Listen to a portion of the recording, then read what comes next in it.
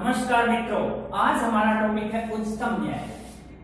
आज हम बात करेंगे उच्चतम न्यायालय के बारे में। सुप्रीम कोर्ट, उच्चतम न्यायालय, सुप्रीम कोर्ट। ठीक है, तो मैं आपको बता देना चाहता हूं कि भारत में जो अपना संविधान की शैली है, भारत में जो संविधान है वो है संघीय व्यवस्था। भारत का जो संविधान की जो कार्यपालिका है वो संघीय कार्यपालिका है। ठीक है, परंतु अपना जो ये उच्चतम न्यायालय है, इसकी जो प्रणाली है वो एकीकृत है। एकीकृत का मतलब संपूर्ण पावर इसके अंदर है। सबसे बड़ा और अंतिम न्यायालय यही है अपना उच्चतम न्यायालय। सभी पावर इसके अंदर है, टोटल की टोटल पावर एकीकृत इसलिए से कहते हैं। ये संघ है जो संघ राज्यों से बनकर इसका बना हुआ है। ठीक है, अब हम बात करते हैं कि हमारे संविधान के अंदर सुप्रीम कोर्ट को एक शंकु के आधार पर दर्शाया गया है। सुप्रीम कोर्ट को एक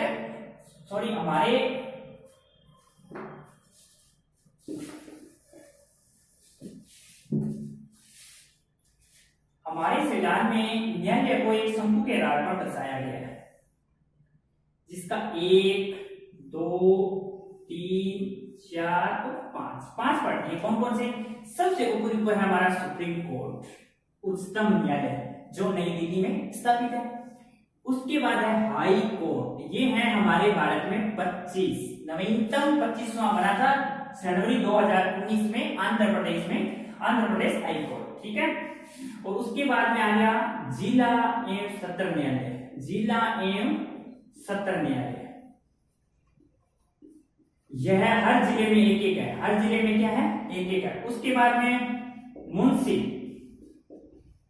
मुंसिफ या उपखंड स्तर पर जो हमारा न्यायालय होता है, मुंसिफ या उपखंड स्तर पर होता है। ये भी जिलों में अनेक होते हैं। और लास्ट आता है हमारा ग्राम न्यायालय। ये शंकु के आधार पर है कि सबसे बड़ी पावर है हमारी सुप्रीम कोर्ट, उच्चतम न्यायालय के पास। उसके बाद हाई कोर्ट है, जिला सत्र न्यायालय है, मुंसिफ न्यायालय उपखंड स्तर पर कह सकते हैं, और ये अंतिम इकाई है ग्राम न्यायालय। ये हमारे उच्चतम न्यायालय की एक संरचना थी। अब हम उच्चतम न्यायालय के बारे में पढ़ेंगे। तो देखते हैं हम कि उच्चतम न्यायालय कितने अनुच्छेदों में बंटा है, क्या इसके कार्य है, टोटल चीजों का आज हम विस्तार से अध्ययन करेंगे। तो देखो जी, सबसे पहले मैं आपको बता दूं कि इसका वर्णन है अनुच्छेद 124 से 147, 124 से 147, और भाग है ये हमारे 5 में। भाग है हमारे पास ये 5 में। ओके, तो अब अपने स्टार्ट करते हैं। सबसे पहले अनुच्छेद 124। अनुच्छेद 124 कहता है कि एक उच्चतम न्यायालय होगा। भारत में एक उच्चतम न्यायालय होगा। एक उच्चतम न्यायालय मतलब सुप्रीम कोर्ट होगा। एक सुप्रीम कोर्ट होगा। अब इसके 124 के अंदर इसकी गठन व संरचना दी है। उनके पार्टों को अपने ध्यान से पढ़ते देखो। पहला है अनुच्छेद 124 का पार्ट नंबर 1। इसमें इसने बताया क्या है 124 में? संरचना। क्या है इसमें जी? संरचना इसके अंदर बताइए। संरचना का मतलब इसमें इसने बताया है सदस्य। क्या बताए हैं? सदस्य। कि कितने सदस्य इसके अंदर सुप्रीम कोर्ट में विराजमान है। तो सबसे पहले हम बात कर लेते हैं मूल संविधान। मूल संविधान मतलब 26 जनवरी 1950। मूल संविधान में हमारे पास संख्या थी जिसकी 1+7, एक मुख्य न्यायाधीश और 7 अन्य न्यायाधीश। उसके बाद में जिसमें चेंजिंग हुआ हमारे 1956 में। 1956 में जो हुआ संख्या बढ़कर होगी 1+8, एक मुख्य न्यायाधीश, 8 अन्य न्यायाधीश। उसके बाद में जी फिर चेंजिंग इसमें हुआ 1960 में। 1960 में यह संख्या एक मुख्य न्यायाधीश 8 से बढ़कर हो गई 13 न्यायाधीश, टोटल मतलब 14। उसके बाद में जी बदलाव आया 1970 में। 1970 में ये संख्या होगी 1+17। कितनी होगी? 1+17। उसके बाद बदलाव आया 1986, इसमें हो गया 1+25। और उसके बाद में बदलाव आया 2009, इसमें ये संख्या बढ़कर हो गई 1+30। और वर्तमान में मतलब 2019 में, आज की करंट स्थिति है ये वर्तमान 2019 में यह संख्या हो गई 1+33। मतलब उच्चतम न्यायालय में 34 न्यायाधीश है। जिनमें से एक मुख्य न्यायाधीश है और 33 अन्य न्यायाधीश है। ये थी इसकी संरचना अनुच्छेद 124 की 1 में। ठीक है, अब अपने आगे बढ़ते हैं इसके ये। तो देखो मूल संविधान में 1+7 स्टार्ट में 8 थे और आज वर्तमान में कितने 34। ओके, समझ में आया? आगे देखते हैं अपने। अब देखते हैं 124 के आगे पार्ट में क्या क्या है इसमें।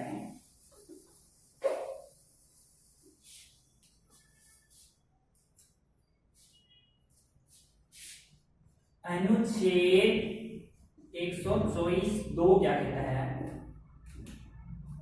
न्यायाधीशों की नियुक्ति,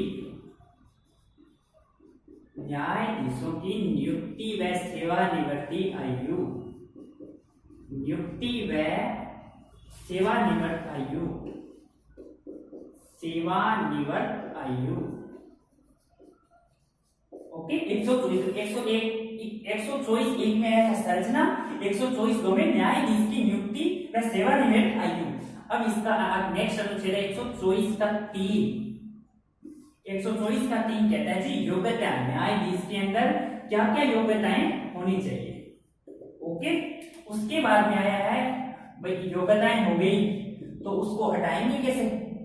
योग्यताएं हो गई तो उसको हटाने क्या चाहिए? हटाने की प्रक्रिया, हटाने की प्रक्रिया। अब प्रक्रिया है तो उसके अंदर क्या करना पड़ेगा? तो उसको नेक्स्ट अनुच्छेद में दिया गया 124(5) के अंदर कि हटाने की प्रक्रिया में संसद, हटाने की प्रक्रिया संसद अधिनियम द्वारा, संसद अधिनियम, जो संसद के द्वारा अधिनियम है उसके अंदर उसको बनाया गया है। ओके, और अब 124(6) कहता है कि जी न्यायाधीश को शपथ कौन दिलाता है? शपथ, उसके पद की शपथ।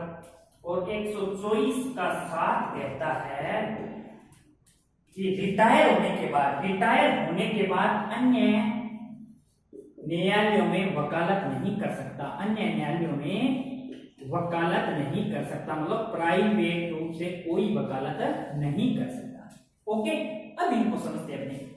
देखो 124(2) अनुच्छेद कहता है कि न्यायाधीशों की नियुक्ति व सेवानिवृत्त आयु। तो नियुक्ति के बारे में आपको पूरा विस्तार से बताऊंगा। पहले अपने जान लेते हैं सेवानिवृत्त आयु। सेवानिवृत्त आयु वह होती है, एक निर्धारित आयु होती है कि उसके बाद वह उस पद से रिटायर हो जाता है उसकी। तो सेवानिवृत्त आयु हमारे न्यायाधीश की है 65 वर्ष। न्यायालय के अंदर हमारे न्यायाधीशों की उम्र है, सुप्रीम कोर्ट के न्यायाधीश की उम्र है 65 वर्ष। ओके, योग्यता ये पढ़ते हैं। देखो योग्यताएं क्या होनी चाहिए कि पहली योग्यता इसके अंदर ये है कि वह किसी हाई कोर्ट के अंदर 5 वर्ष तक न्यायाधीश का उसके पास अनुभव हो। किसी हाई कोर्ट में एक या एक से अधिक हाई कोर्ट मतलब उच्च न्यायालय में 5 वर्ष का क्या हो उसके पास न्यायाधीश के कार्यकाल का अनुभव। 5 वर्ष तक वो क्या हो न्यायाधीश का कार्यकाल हो, पहली शर्त ये। दूसरी शर्त ये कहता है कि वह किसी हाई कोर्ट में मतलब उच्च न्यायालय में 10 वर्ष तक अधिवक्ता रहा हो। अधिवक्ता मतलब वकील रहा, उसने वकालत की हो। 10 वर्ष तक एक या अधिक न्यायालयों में 10 वर्ष तक अधिवक्ता रहा हो। और तीसरी कंडीशन है राष्ट्रपति की देखरेख में, तीसरी कंडीशन है कि राष्ट्रपति की देखरेख में वह कानून का पारंगत विद्वान हो, कानून का पारंगत विद्वान हो। ओके, 3 कंडीशन है कि यह एक हाईकोर्ट या अन्य राज्यों के किसी में भी 5 वर्ष का उसके पास न्यायाधीश का अनुभव होना चाहिए कम से कम, या हाईकोर्ट के अंदर 10 वर्ष वो अधिवक्ता रह चुका हो कम से कम, और या वो कानून का जानकार हो, राष्ट्रपति की देखरेख। इन तीनों कंडीशन में जो भी योग्यता उसके पास है वह न्यायाधीश बन सकता है। ये हटाने की प्रक्रिया ये भी मैं आपको नेक्स्ट पूरा अच्छी तरीके से आगे समझाता हूँ। शपथ, तो शपथ कौन दिलाता है राष्ट्रपति को? सॉरी, शपथ कौन दिलाता है? शपथ उच्चतम न्यायालय के न्यायाधीश को शपथ दिलाता है राष्ट्रपति। कौन दिलाता है शपथ? राष्ट्रपति। इसको शपथ दिलाता है राष्ट्रपति। ये बता दिया अन्य न्यायालयों में वह वकालत नहीं कर सकता, अपना कार्यकाल रिटायर होने के बाद वह अन्य न्यायालयों में वकालत नहीं कर सकता। तो अब हम समझते हैं पहले न्यायाधीशों की नियुक्ति और उसके बाद में हटाने की प्रक्रिया। नेक्स्ट देखते हैं। तो नियुक्ति के बारे में पढ़ते हैं कि इनकी नियुक्ति किस प्रकार होती है। तो देखो नियुक्ति पहले अपने सुप्रीम कोर्ट के मुख्य न्यायाधीश के बारे में, सुप्रीम कोर्ट के मुख्य न्यायाधीश,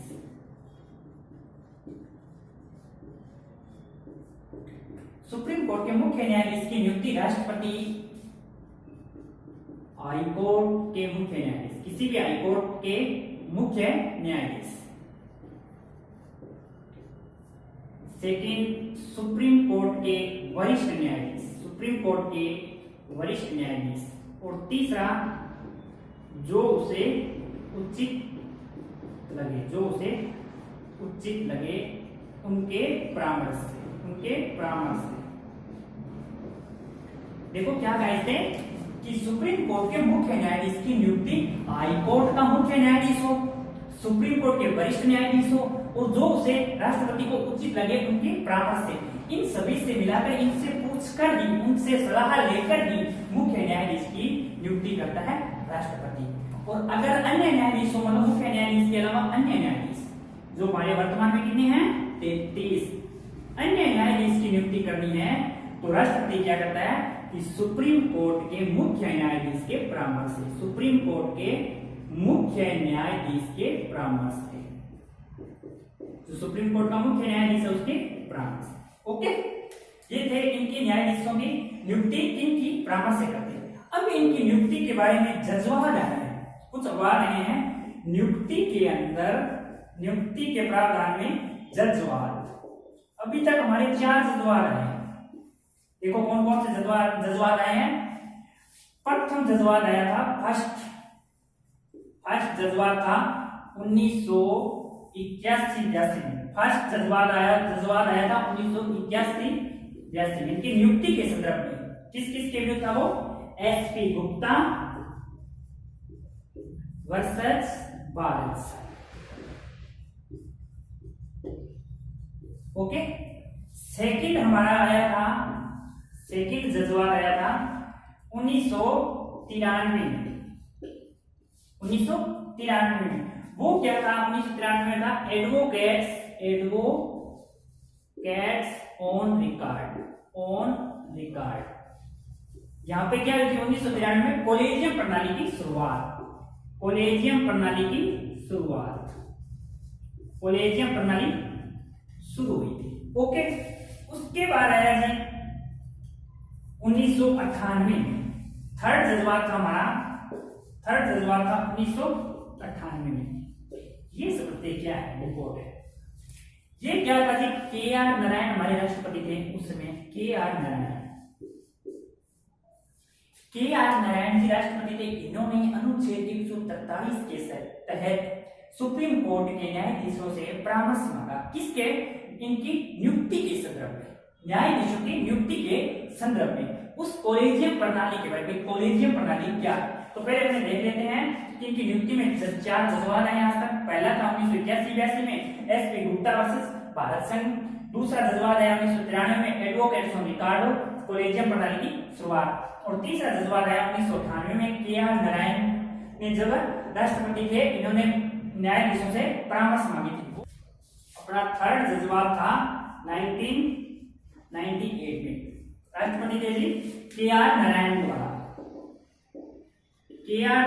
द्वारा परामर्श मांगा था न्यायाधीशों की नियुक्ति के संदर्भ में। तो उस समय क्या थी, कॉलेजियम प्रणाली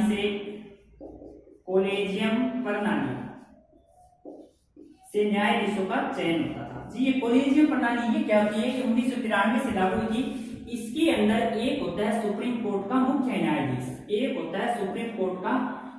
न्यायाधीश, और 4 होते हैं जी सुप्रीम कोर्ट के वरिष्ठ न्यायाधीश। इस कॉलेजियम प्रणाली में 5 न्यायाधीश तय करते थे कि आगे कौन सा न्यायाधीश मुख्य बनेगा या कौन सा न्यायाधीश को उसमें नियुक्ति दी जाएगी। ये कॉलेजियम प्रणाली थी। इसके चेंज करने के लिए 99वां संविधान संशोधन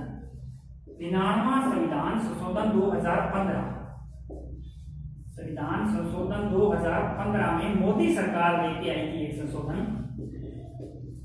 उन्होंने नियुक्ति कॉलेजियम प्रणाली की जगह में राष्ट्रीय न्यायिक नियुक्ति न्यायिक नियुक्ति आयोग, ये था अनुच्छेद 124 के ने इसकी नियुक्ति के बारे में 124 टू।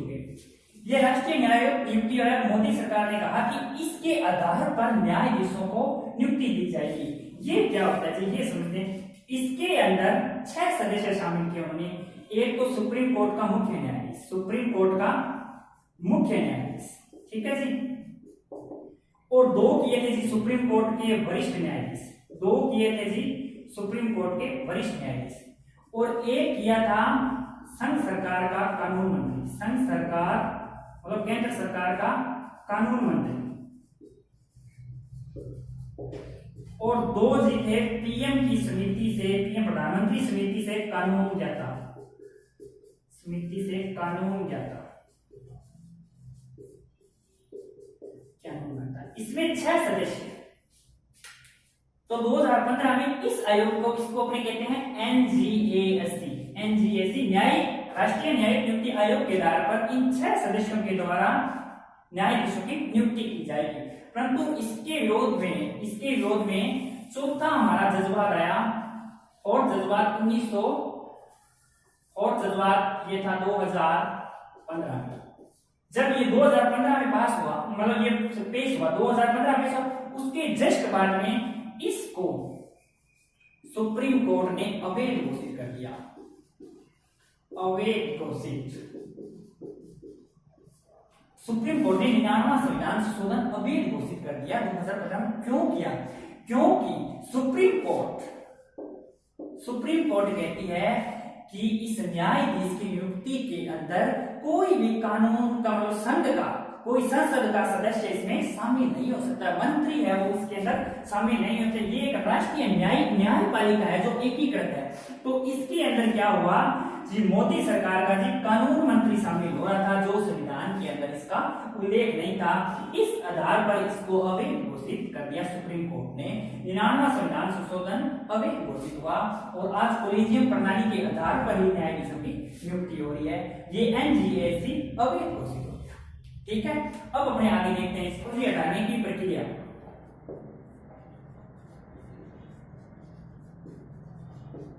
इसे हटाया जा सकता है कदाचार या असमर्थता, कदाचार या असमर्थता के आधार पर। ओके, इसका प्रस्ताव किसी भी सदन में लाया जा सकता है। ये है अपने पास लोकसभा, राज्यसभा। ओके, इसको हटाने का प्रस्ताव किसी भी सदन में लाया जा सकता है। पहली बात तो क्लियर। ओके, कम से कम लोकसभा के 100 सांसद के हस्ताक्षर के बाद ही वो प्रस्ताव मान्य होगा, और राज्यसभा के कम से कम 50 सदस्य। ओके, तो अपने मान लेते हैं कि लोकसभा इस प्रस्ताव को लेकर आई, प्रस्ताव को लेकर आई। तो यह प्रस्ताव लोकसभा के सांसद लोकसभा स्पीकर को रखेंगे, इसके समक्ष रखेंगे स्पीकर। स्पीकर क्या करेगा? ये 3 सदस्यों की एक कमेटी बनाएगा, 3 सदस्यों की क्या बनाएगा? कमेटी बनाएगा। उसमें कौन कौन होंगे जी? हाईकोर्ट का मुख्य न्यायाधीश, हाईकोर्ट का मुख्य न्यायाधीश, हम सुप्रीम कोर्ट के मुख्य न्यायाधीश के खिलाफ हटाने की प्रक्रिया करें, और सुप्रीम कोर्ट के वरिष्ठ न्यायाधीश, और कानून का ज्ञाता। ओके, ये 3 सदस्य एक बैठक करेगा। यह अपना प्रतिवेदन किसको दे देगी? वापस स्पीकर को दे देगी, लोकसभा स्पीकर को। यह कह देगी जी न्यायाधीश, मुख्य न्यायाधीश दोषी है, इनकी जांच में आ गया कि ये दोषी है, तो वापस स्पीकर को दे देगी। स्पीकर जी क्या करेगा? लोकसभा का स्पीकर 14 दिन पूर्व सूचना देगा। स्पीकर क्या करेगा जी? स्पीकर 14 दिन पूर्व न्यायाधीश को सूचित कर देगा कि तेरे खिलाफ प्रस्ताव आ रहा है। उसके बाद लोकसभा में विशेष बहुमत से पारित कराना पड़ेगा। विशेष बहुमत से पारित मतलब कुल सदस्य की उपस्थित संख्या के 2/3 से लोकसभा के द्वारा पारित किया जाएगा। जहां से पारित होने के बाद ये राज्यसभा में चला जाएगा, जहां उसी कंडीशन में विशेष बहुमत से पारित किया जाएगा। विशेष बहुमत से पारित किया जाएगा। यहां से विशेष बहुमत से पारित होने के बाद राष्ट्रपति के लिखित आदेश पर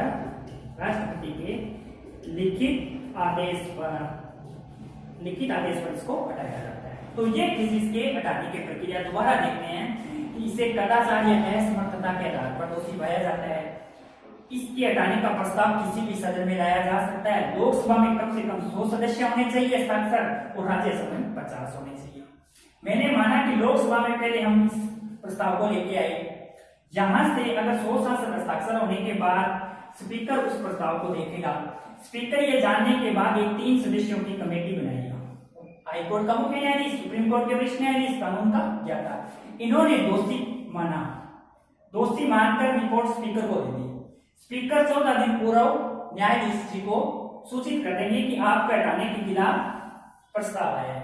यहां से 14 दिन बाद लोकसभा में विशेष बहुमत से ये पारित होना चाहिए, और यहां से पारित होने के बाद दूसरे सदन राज्यसभा में जाएगा, और वहीं से विशेष बहुमत से पारित होना चाहिए, और विशेष बहुमत पारित होने के बाद राष्ट्रपति के लिखित आदेश से इसको हटा सकते हैं।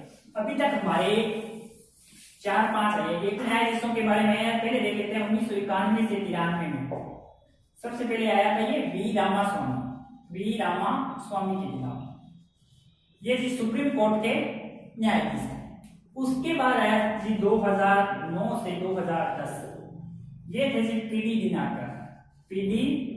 दिनाकर न्यायमूर्ति, ये कर्नाटक हाईकोर्ट के न्यायाधीश थे। उसके बाद में जी 2011 में सौमित्र सेन, ये जी बंगाल की राजधानी कलकत्ता के न्यायाधीश थे। ये मैं बता दूं, ये एकमात्र ऐसे न्यायाधीश थे जिनका प्रस्ताव राज्यसभा में पारित हो गया था सुमित्रा सेन जी के खिलाफ, परंतु लोकसभा में पारित नहीं हुआ था। और पीडी दिनाकर जी, इन्होंने प्रस्ताव आने से पहले ही त्याग पत्र दे दिया। उसके बाद में जी 2015 में जेबी पाद्रीवाल, ये जी गुजरात के हाईकोर्ट के न्यायाधीश थे। उसके बाद 2015 में आया एस गंगी, ये जी मध्य प्रदेश के न्यायाधीश थे। और अभी 2 साल पहले 2018 के अंदर आया हमारे दीपक मिश्रा जी के खिलाफ, जो सुप्रीम कोर्ट के मुख्य न्यायाधीश थे। दीपक मिश्रा जी सुप्रीम कोर्ट के मुख्य न्यायाधीश थे। इन न्यायाधीशों के खिलाफ हटाने की प्रक्रिया का आया था। ये थे आगे अनुच्छेद 124 हमने अनुच्छेद कवर कर लिया था। अब अनुच्छेद 125 में क्या है जी, इनका वेतन एवं भत्ते, वेतन और भत्ते। तो मैं बता दूं जी, सुप्रीम कोर्ट के मुख्य न्यायाधीश का वेतन है 2,80,000 रुपए प्रति माह, 2,80,000 रुपए प्रति माह। और अन्य न्यायाधीशों का वेतन है 2,50,000 रुपए प्रति माह। अन्य सुविधा पेंशन भत्ते वो अलग से। ये था अनुच्छेद 125। अब देखते हैं आगे अनुच्छेद 126। अनुच्छेद 125 वेतन भत्ते, अनुच्छेद 126 कहते हैं कार्यवाही न्यायाधीश। अगर सुप्रीम कोर्ट का मुख्य न्यायाधीश नहीं है तो उसकी जगह कार्यवाहक न्यायाधीश उसके पद का निर्धारण करेगा। उसके पद के ऊपर विराजमान होकर उसके संपूर्ण कार्य का देखभाल कार्यवाहक न्यायाधीश करता है। अनुच्छेद 127 ये होता है तदर्थ न्यायाधीश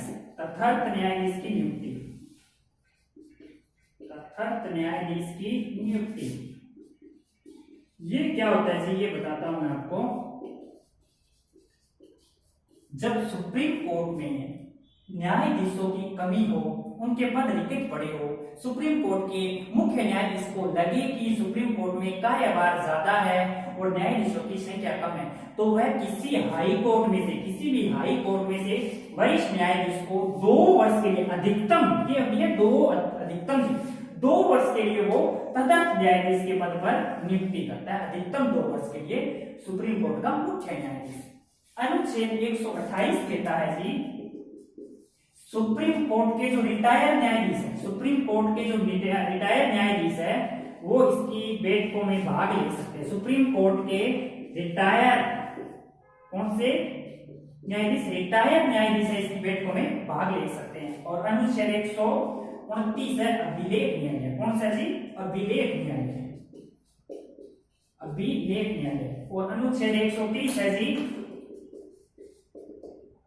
जगह, अन्य जगह बैठकें, अन्य जगह बैठकें कि सुप्रीम कोर्ट अपना है दिल्ली, सुप्रीम कोर्ट कहाँ है, दिल्ली में, परंतु 2 बार इसकी बैठक बाहर की गई है। एक बार 51 में हैदराबाद, 1951 में हैदराबाद, और 54 में श्रीनगर, 1954 में श्रीनगर। अनुच्छेद 130 कहता है कि सुप्रीम कोर्ट के मुख्य स्थान के अलावा इसकी बैठकें अन्य स्थान पर की जा सकती है। आज तक 2 बार हुई, 1951 में हैदराबाद और 1954 में श्रीनगर। ये थे इसके 124 से लेकर 130 अनुच्छेद। अब इसकी हम शक्तियों के बारे में चर्चा करते हैं कि उच्च न्यायालय की, उच्चतम न्यायालय की शक्तियां कौन कौन सी हैं। देखो मैं आपको इनकी शक्तियां मुख्य रूप से आपको 4 शक्तियां बताता हूं कौन कौन सी। अनुच्छेद 131, 32, 33, 34, ठीक है जी। अनुच्छेद 131 है प्रारंभिक शक्तियां, कौन सी शक्तियां हैं, प्रारंभिक शक्तियां।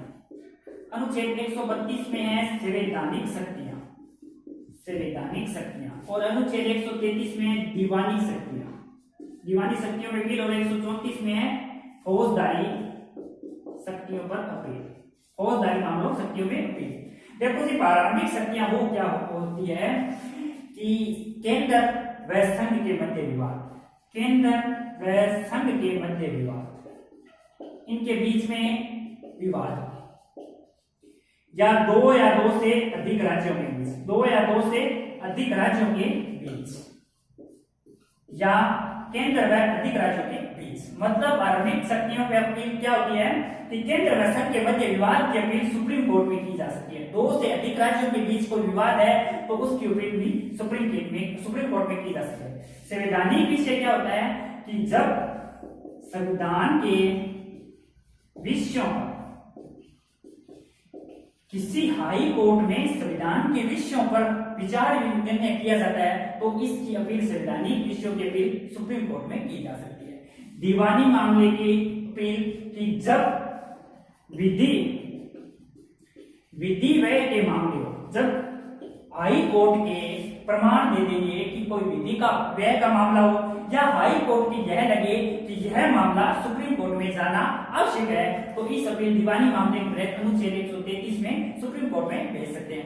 फौजदारी, जो लड़ाई झगड़े का मामला है, इसकी फौजदारी की अपील सुप्रीम कोर्ट में की जा सकती है। कब, जब हाई कोर्ट में कोई अधीनस्थ न्यायालय उसकी सजा, किसी व्यक्ति की सजा को मतलब उसकी कम थी, उसको अगर उस सजा के षड्यंत्र में उसको दोष मुक्त होने, सिद्ध होने पर उसको मृत्युदंड दे दे, कौन, हाई कोर्ट, कौन दे दे, हाई कोर्ट, तो वह हाई कोर्ट में मृत्युदंड देने पे किस में जा सकता है, सुप्रीम कोर्ट में जा सकता है। और अन्य विषय जो सुप्रीम कोर्ट को लगे, हाई कोर्ट को लगे कि यह सुप्रीम कोर्ट में विषय जाना आवश्यक है, ये इसकी शक्तियां थी।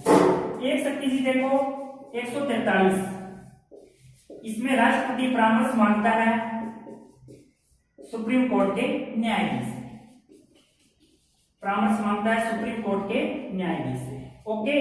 और वो परामर्श ना तो बाध्य है सुप्रीम कोर्ट का न्यायाधीश देने के लिए और ना राष्ट्रपति बाध्य है उस परामर्श को मानने के लिए। और अनुच्छेद 147 क्या कहता है, अनुच्छेद 147 कहता है कि सुप्रीम कोर्ट के न्यायाधीशों, मतलब सुप्रीम कोर्ट के न्यायाधीशों, सुप्रीम कोर्ट की जो कार्यकारिणी बैठक है उसको संसद में हम उस पर चर्चा नहीं कर सकते। सुप्रीम कोर्ट का जो कार्यकाल न्यायालय के जो भी नियम कानून है उनकी संसद में हम चर्चा नहीं कर सकते। और एक और आपको बता देता हूं, एक अपना रह गया था अनुच्छेद 348। अनुच्छेद 348 एक बात कहता है कि सुप्रीम कोर्ट व हाई कोर्ट, सुप्रीम कोर्ट व हाई कोर्ट की कार्यवाही भाषा है ना, जो कागजी कार्यवाही भाषा अंग्रेजी है। कार्यवाही भाषा कौन सी है, अंग्रेजी। ये ध्यान रखना, जो सुप्रीम कोर्ट या हाई कोर्ट की कागजी कार्रवाई की भाषा वो है अंग्रेजी। अपने अब न्यायाधीशों के बारे में जानते हैं कि सर्वप्रथम सुप्रीम कोर्ट के मुख्य न्यायाधीश कौन थे? सुप्रीम कोर्ट के मुख्य न्यायाधीश, सुप्रीम कोर्ट के मुख्य न्यायाधीश थे जी हमारे न्यायमूर्ति हीरालाल जे कानिया। न्यायमूर्ति हीरालाल जे कानिया, हीरालाल जे कानिया ये प्रथम न्यायाधीश थे। वर्तमान में न्यायाधीश है, वर्तमान में मुख्य न्यायाधीश जो 47वें क्रम के न्यायाधीश है वो है एस अरविंद बोबड़े। एस अरविंद बोबड़े वर्तमान के मुख्य न्यायाधीश है। सबसे लंबा कार्यकाल, सबसे लंबा कार्यकाल वाले न्यायाधीश है वाई बी चंद्रचूड़। और सबसे न्यूनतम कार्यकाल वाले न्यायाधीश है कमल नारायण सिंह KNC, ठीक है। और प्रथम महिला न्यायाधीश, ये मुख्य न्यायाधीश नहीं थी परंतु सुप्रीम कोर्ट में प्रथम महिला न्यायाधीश फातिमा बीबी, प्रथम महिला न्यायाधीश थी फातिमा बीबी। अब तक सुप्रीम कोर्ट में 8 महिलाएं न्यायाधीश रह चुकी है, जिनमें एक इंदु मल्होत्रा जो डायरेक्ट अधिवक्ता से न्यायाधीश बनी है।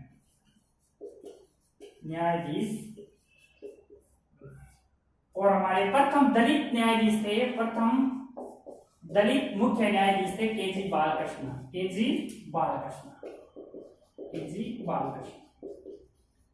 तो जी ये थे अपने न्यायाधीशों के बारे में। सर्वप्रथम सुप्रीम कोर्ट के मुख्य न्यायाधीश न्यायमूर्ति हीरालाल जे कानिया, वर्तमान में 47 नंबर के एस अरविंद बोबड़े, कार्यकाल सर्वाधिक वाई बी चंद्रचूड़ का, सबसे कम कमल नारायण सिंह, प्रथम महिला न्यायाधीश थी फातिमा बीबी। तक 8 महिलाएं, वर्तमान तक 8 महिलाएं न्यायाधीश रह चुकी है सुप्रीम कोर्ट में। और प्रथम दलित न्यायाधीश थे KG बालकृष्ण। ये अपना उच्चतम न्यायालय का टॉपिक है, कंप्लीट होता है। तो अपनी संघीय व्यवस्थापिका अनुच्छेद से 151 तक टोटल 10 वीडियो मैंने अपलोड कर दिए। तो अब नेक्स्ट वीडियो से हम राज्य न्यायिका के बारे में चर्चा करेंगे, ठीक है। धन्यवाद।